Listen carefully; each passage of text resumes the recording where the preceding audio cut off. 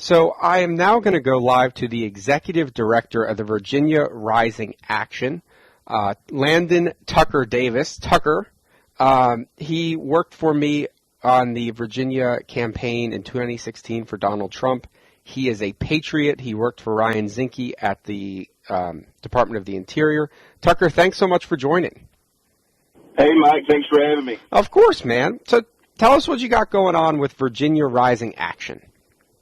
Well, Virginia Rising Action, we are a grassroots organization. We fight for limited government, lowering taxes, free people and free markets. We hold liberal groups and their special interest networks accountable. We fact-check leftist politicians whose policies push our country in the wrong direction, and we make sure that people have the most accurate and up-to-date information in order to drive a balanced policy discussion on national and state issues. So I can't think of a more timely rollout than now to be talking about some of these issues. Oh, I couldn't agree with you more. Now, obviously you have deep roots in Virginia politics. Let's talk about the governor, Mr. Doctor, the man who's supposed to be able to steer Virginians through a pandemic. He's faced a lot of pressure since taking office from both the left and the right, to be honest. Do you think he's a capable leader, and what issues do you believe are important to Virginians going into this 2020 election? Well, no, I mean, Governor Northam has certainly been given plenty of opportunities to demonstrate his leadership abilities. I mean, he's somehow managed to squander every single one of them. I mean, look at how he's bungled the response to COVID-19. I mean, like you said, he's the only medical doctor. Lord knows he never misses an opportunity to remind us that he's the only medical doctor amongst America's 50 governors. And if there was ever an opportunity for him to redeem himself in the eyes of Virginians, this would be that time. But unfortunately, his failed leadership has left our Commonwealth woefully unprepared in providing critical resources and information to the public as we're dealing with this. Which is shocking because he's a medical doctor.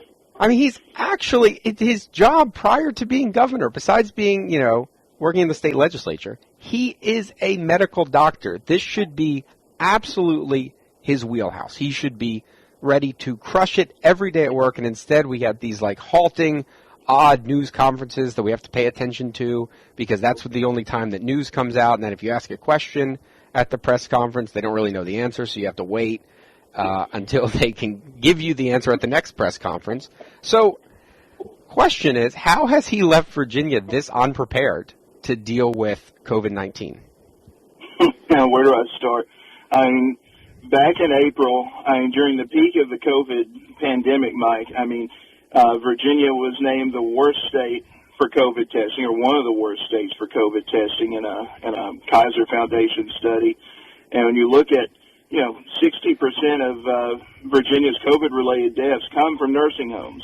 And if you look at mid-May, that's how long it took him. It took him to mid-May before he actually started testing nursing home residents and employees. In West Virginia, Jim Justice, he did that back in mid-April. After having just one single nursing home outbreak, Justice started testing all the nursing homes. And, of course, now we're dealing with this one-size-fits-all back-to-school plan that he rolled out a week or so ago.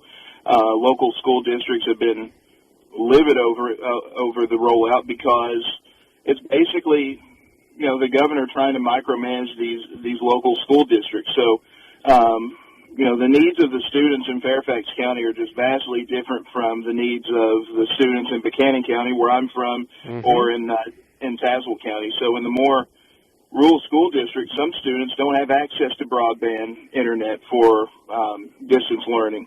And these local governments can't afford to buy every student a computer or a tablet. So I think there's a huge disconnect between Richmond and local governments right now, and I think some of these school districts are actually considering legal action against the governor for overstepping his authority.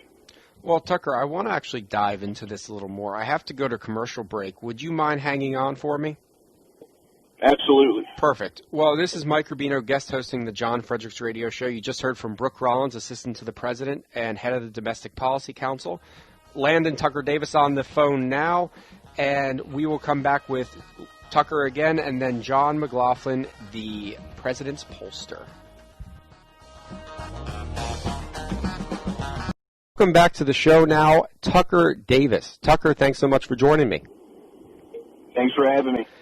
Sorry for that delay, Tucker. I want to dive right back into what we were talking about, which was the failed Northam administration's coronavirus response.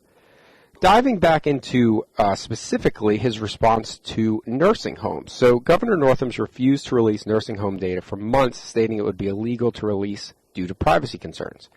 People have been unable to visit their loved ones in nursing homes for months. They couldn't figure out exactly whether or not the facility that their grandma or grandpa lived in had an outbreak. You have employees at the facility unable to get tested. They come home to their family maybe has the virus.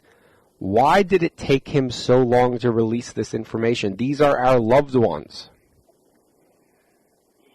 Right. Well, Mike, this is obviously information that could have saved a lot of lives.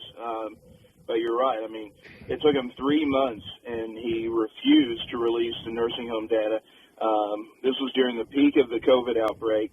And then when he released the information, actually State Senator Ben Chafin discovered that Governor Northam had actually tested twice as many prisoners than nursing home residents.